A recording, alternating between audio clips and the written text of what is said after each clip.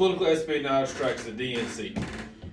When we hear political espionage, one of the things that comes to my mind is the Watergate affair.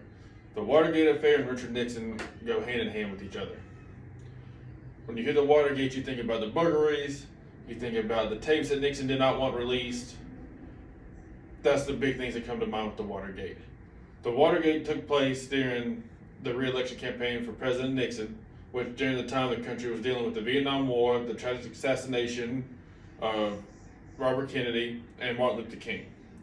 During this time, we had advisors to the president deemed it was necessary to use illegal tactics to gather information on the opponent, which is where the Watergate scandal came from. Before I dive into the Watergate itself, we're going to talk about some of the key players in the Watergate. First off, you have Richard Nixon, who was the president of the United States during this time. Then you have Mr. Bob Haldeman, who was the president's chief of staff. You got John O. Richmond, who was the president's chief for domestic policy. You had John Dean, who was the chief counsel to the president. And along with it, you had Charles Colson, who was the special counsel to the president. So he had two key players as his counsel. You had John Mitchell, who ended up being the attorney general and the head of the committee for the president re-election. Jeff Modgruber, who was Mitchell's assistant. Howard Hunt was an ex-CIA officer, White House consultant, and he was also one of the plumbers. We'll get into that a little bit later on. You had Gordon Liddy, another one of the plumbers. We'll cover him a little bit later. James McCord, who was also part of the members of the plumber. He's an ex-CIA officer and head of security for the re-election of the committee. Sam Ervin was the senator who headed up the Watergate investigation. Interesting fact about Sam Ervin, he was from North Carolina. Archibald Cox was the first special prosecutor. Leon Jaworski was the second special prosecutor. And Alexander Haig, who was the president's chief of staff. So, from the research I have done about the Watergate Hotel, it wasn't just a hotel, but the actual Watergate itself is a complex made up of 6 different buildings, which housed the Republican DNC office for the presidential election during the time. This part of the building was located on the 6th floor of the office building of the complex. It is also important to note that during this time that the Watergate Hotel was built, it was built between 1963 and 71, and it was considered Washington's most desirable living spaces. So this was not some random office complex that these people tried to break into. This was a high-end facility that people lived and worked.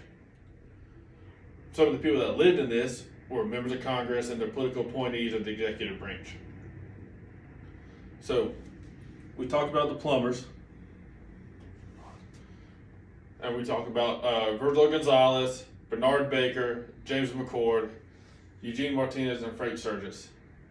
They were the 5 people that were considered the plumbers, or that was the term they were given, was the plumbers for the break-in. What we also found out about this group of plumbers is that this was not their first break-in. This was the only time that they got caught.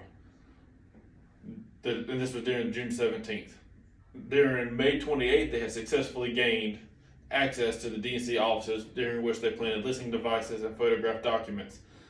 And this was all done under the advice of it being deemed necessary that illegal tactics be used to help President Nixon gain re-election.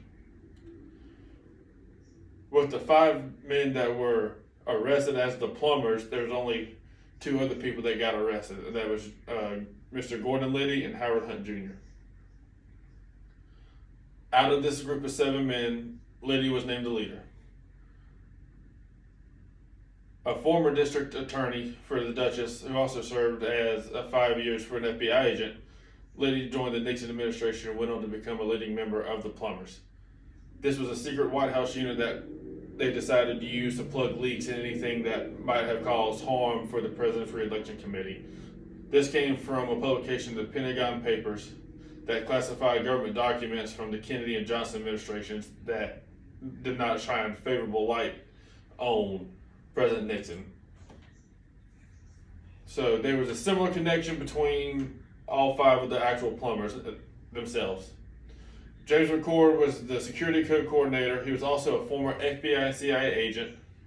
Then you had Virgil Gonzalez. He was a locksmith from Miami, Florida, but Gonzalez was also a refugee from Cuba. This is important to note later on. Sturgis was another associate of Barker in Miami. He was also had CIA connections, and he was also involved in anti-Castro activities. So this is where his ties come back into Mr. Gonzalez. And then the fourth member, Mr. Martinez, worked for Barker's Real Estate in Miami. He was also in CIA connections, and he was also an anti-Castro Cuban exile.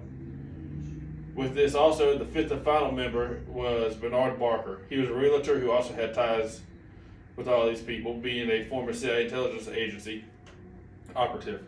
It is also said that Barker was said to have been involved in the Bay of Pigs incident in 1962. So you can see where the ties all come in for the CIA, Cuba, and all these guys get together. So the reason that these people got caught was a security guard that went by Frank Willis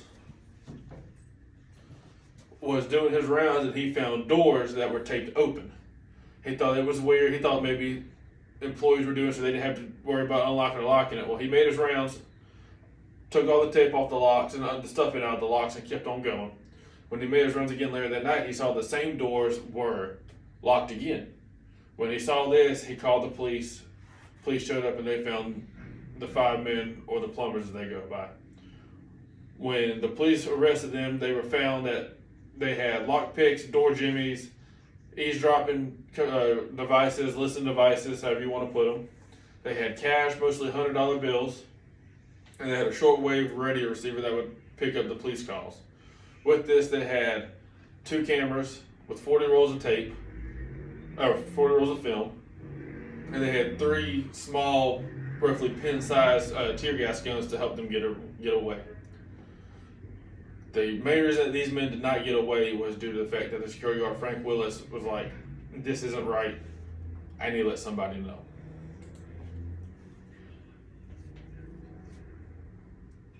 So in 1972, what was supposed to be the standard break and entering for the plumbers turned into be one of the biggest political scandals that the world has ever seen. Because of this scandal, the landscape of American politics has been forever changed. When you hear of the Watergate, people think of government corruption and political espionage. So when you hear this, you think Watergate, political espionage, they go hand in hand.